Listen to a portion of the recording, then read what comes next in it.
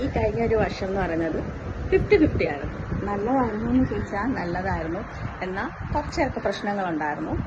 അത് ഞാനിപ്പോഴും എന്നെ തന്നെ മോട്ടിവേറ്റ് ചെയ്യുന്നത് എങ്ങനെയാണ്, മനുഷ്യജന്മം എടുത്താൽ സ്ഥായിയായ സൗഖ്യം എന്ന് പറഞ്ഞിട്ടൊരു സംഭവമില്ല. അപ്സ് ആൻഡ് ഡൗൺസ് ഇങ്ങനെ വന്നുകൊണ്ടേയിരിക്കണം. പിന്നെ ഈ ഡൗൺ എന്തെങ്കിലും പ്രശ്നമില്ലെങ്കിൽ മുന്നോട്ട് പോകാനും നമുക്ക് ഒരു രസം ഉണ്ടാവില്ലല്ലോ. ഇപ്പോൾ ഞാനും എൻ്റെ ഫ്രണ്ട്സൊക്കെ പറയും, നമ്മളൊക്കെ 50s അടുക്കാറായി. പണ്ടൊക്കെ ആയിരുന്നു 50s എന്നൊക്കെ പറയുമ്പോഴത്തേക്കും എന്താ പറയുക, വയസ്സായി തുടങ്ങി എന്നൊക്കെ പറയുന്നത്.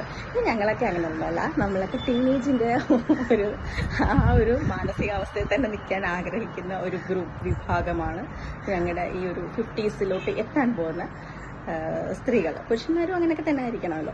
അപ്പോൾ ചെറുപ്പത്തിലെ വയസ്സായ മുഖം സ്വന്തമാക്കാൻ ഞങ്ങൾ ആരും ആഗ്രഹിക്കുന്നില്ല. റിങ്കിൾസ് ഒക്കെ വന്നോട്ടെ, ചുളിവുകളൊക്കെ വന്നോട്ടെ, അതല്ല ഉദ്ദേശിച്ചത്. ചെറുപ്പത്തിലെ വയസ്സായ മുഖം എന്ന് പറഞ്ഞാൽ ചെറുപ്പത്തിലെ വയസ്സായ ചിന്തകൾ. ഒരു 50s എന്നൊക്കെ പറഞ്ഞാൽ നമുക്കൊരു 20s അത്രയും ഒരു ചുറുചുറുക്ക് വേണം ചിന്തകളിൽ, എന്നാലേ മുന്നോട്ട് പോകാൻ പറ്റത്തുള്ളൂ. കാരണം നമുക്ക് ഭയങ്കര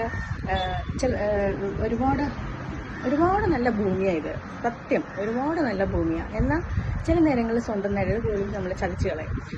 സ്വന്തം നിഴൽ പോലും നമ്മളെ ചതിക്കുന്ന ആ ഒരു മൊമെൻ്റ് ഉണ്ടല്ലോ, നമ്മൾ വിചാരിക്കും എല്ലാം തീർന്നു. പക്ഷേ ജീവിതം തീർന്നു എന്ന് തോന്നിടത്തുനിന്ന് മുന്നോട്ട് നീങ്ങിയാൽ മാത്രമേ നമുക്ക് എന്തുണ്ടാകാൻ പറ്റത്തുള്ളൂ, മുന്നോട്ട് നീങ്ങാനായിട്ടുള്ള ഊർജം കിട്ടത്തുള്ളൂ. അപ്പോൾ എല്ലാവർക്കും എൻ്റെ ഹാപ്പി ന്യൂ ഇയർ. ഞാൻ പറഞ്ഞല്ലോ, ചെറുപ്പത്തിലെ വയസ്സായ മുഖം ആരും സ്വന്തമാക്കരുത്. മുഖം എന്ന് പറഞ്ഞാൽ ഇതിനകത്ത് ഇവിടെ കാണുന്ന ഇതൊന്നും അല്ല ഉദ്ദേശിച്ചത്. ചെറുപ്പത്തിലെ വയസ്സായ ചിന്തകൾ സ്വന്തമാക്കരുത്. നമുക്ക് നല്ല പോരാളിയായാൽ മാത്രമേ നമുക്ക് എന്ത് പ്രതിസന്ധി വന്നാലും ഫേസ് ചെയ്യാനും പറ്റത്തുള്ളൂ.